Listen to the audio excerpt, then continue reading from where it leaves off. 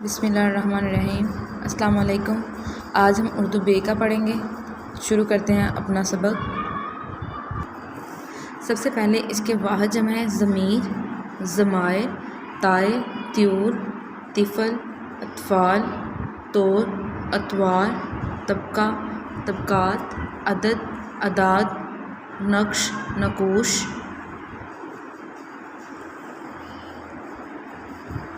فعل، افعال، فن، فنون، فقیر، فقرا، قاعدہ، قواعد، قلب، قلوب، کتاب، کتب، وزیر، وزراء، مقام، مقامات، مطلب، مطالب، منزل، منازل، نشان، نشانات، نتیجہ، نتائج، نجم، نجوم۔ نیکسٹ اس کے الفاظ متضاد ہیں: جدید، قدیم، زیر، زبر، سخت، نرم، شاہ، گدھا، عیاں، نہا، قلیل، کثیر، روشن، تاریک۔ گستاخ، مؤدب، متحرک، ساکن، گل، خار، نیک، بد، گرم، سرد، نفع، نقصان، فنا، بقا۔ چست، سست، قدیم، جدید، مرد، عورت، درست، غلط، عام، خاص، جھوٹ، سچ۔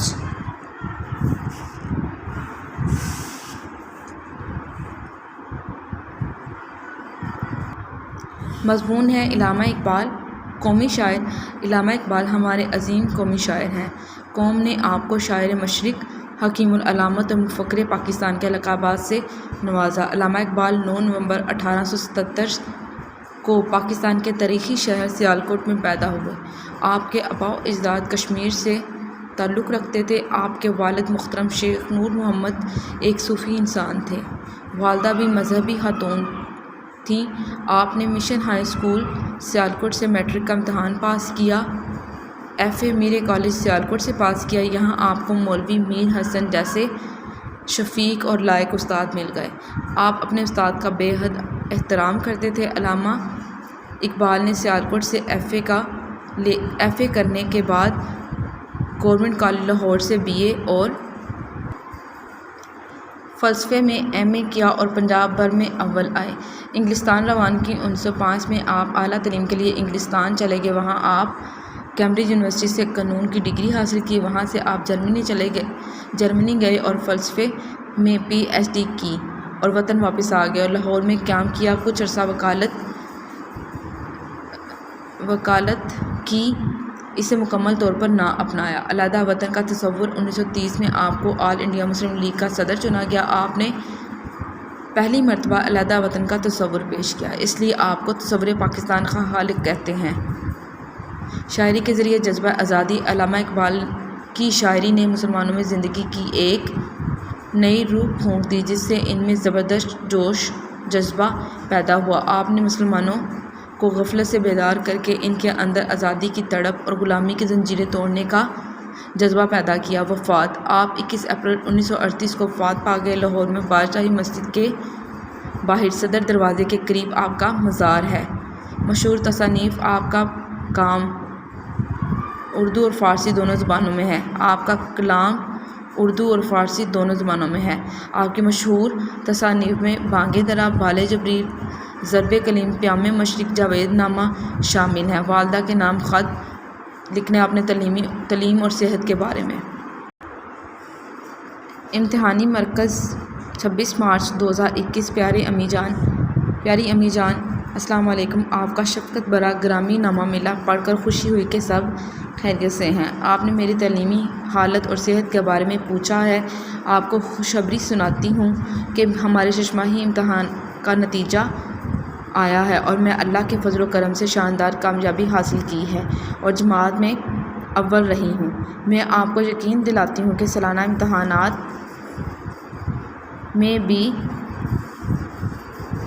پوزیشن لوں گی۔ موسمی تبدیلی کی وجہ سے مجھے چند دن بخار رہا، اب بالکل تندرست ہوں۔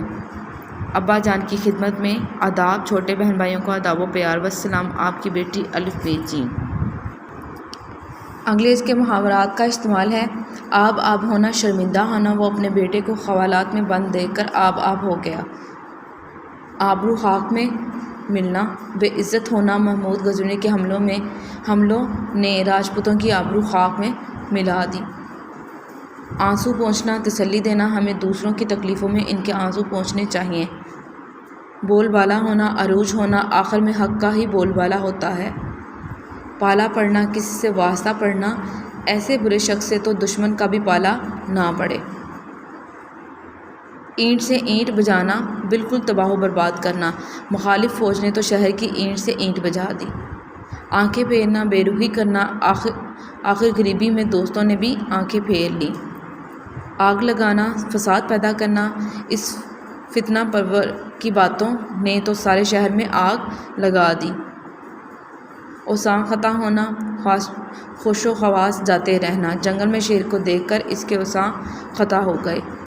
دن پھرنا، قسمت بدلنا۔ صبر سے کام لو، دن پھرتے دیر نہیں لگتی۔ منہ میں پانی بھر آنا، لالچ میں آنا۔ انگور دیکھ کر لومڑی کے منہ میں پانی بھر آیا۔ مذاق اڑانا، ہمیں ہنسی اڑانا۔ بزرگوں کا مذاق نہ اڑاؤ۔ سبز باغ دکھانا، دھوکہ دینا۔ ٹھگ نے سبز باغ دکھا کر احمد کو ڈوٹ لیا۔ تعاقب کرنا، پیچھا کرنا۔ سبکتگین نے ہرنی کا تعاقب کیا۔ کمر باندھنا، تیار ہونا۔ وہ سفر کے لیے کمر باندھے بیٹھا ہے۔ نیکسٹ اس کے غلط درست فکرات ہیں۔ مجھے جھوٹ مارنے کی عادت نہیں، مجھے جھوٹ بولنے کی عادت نہیں۔ جب فاقے سے مرو گے تو خدا یاد آئے گا، جب فاقوں سے مرو گے تو خدا یاد آئے گا۔ وہ امتحان میں فیل ہو گیا، وہ امتحان میں فیل ہو گیا۔ میں نے کیسر کو کہا، میں نے کیسر سے کہا۔ گائے کے اوپر ایک مضمون لکھیے، گائے پر ایک مضمون لکھیے۔ یہ مرض لا علاج معلوم ہوتی ہے، یہ مرض لا علاج معلوم ہوتا ہے۔ یہ سنگ مرمر کا پتھر ہے، یہ سنگ مرمر ہے۔ ہم کو آج چھٹی ہے، ہمیں آج چھٹی ہے۔ اشرف اور شوکت اور رحمت غیر حاضر ہے، اشرف، شوکت اور رحمت غیر حاضر ہیں۔ آپ کون سی اخبار پڑھتے ہیں؟ آپ کون سا اخبار پڑھتے ہیں؟ تمہارا املا درست نہیں، تمہاری املا درست نہیں۔ مجھ کو گالی نہ دو، مجھے گالی نہ دو۔ وہ عورت ہکی بکی رہ گئی، وہ عورت ہکا بکا رہ گئی۔ وہ تو کاٹ کا گھوڑا ہے، وہ تو کاٹ کا الو ہے۔ یہاں گندم بکثرت سے پیدا ہوتی ہے، یہاں گندم کثرت سے پیدا ہوتی ہے۔ مضمون ہے ورزش کے فائدے۔ مثل مشہور ہے کہ صحت مند دماغ صحت مند جسم میں پرورش پاتا ہے۔ اس سے مراد یہ ہے کہ اگر انسان تندرست ہے تو اس کے سوچنے، سمجھنے اور غور و فکر کا عمل بھی صحیح ہوگا۔ جسم کو صحت مند رکھنے کے لیے ورزش بہت ضروری ہے۔ ورزش کرنے سے جسم کے اعضاء مضبوط ہو جاتے ہیں، انسان چست چاق و چوبند اور خوش و خرم رہتا ہے۔ ورزش سے غذا بھی اچھی طرح ہضم ہو کر جزو بدن بنتی ہے، بھوک خوب لگتی ہے، نیند خوب آتی ہے اور انسان اپنے کام نہایت محنت اور مستعدی سے سر انجام دے سکتا ہے۔ انسان کا جسم ایک مشین کی مانند ہے، اگر مشین کے پرزوں کو تیل ملتا رہے اور ان کی صفائی ہوتی رہے تو مشین خوب کام کرتی ہے۔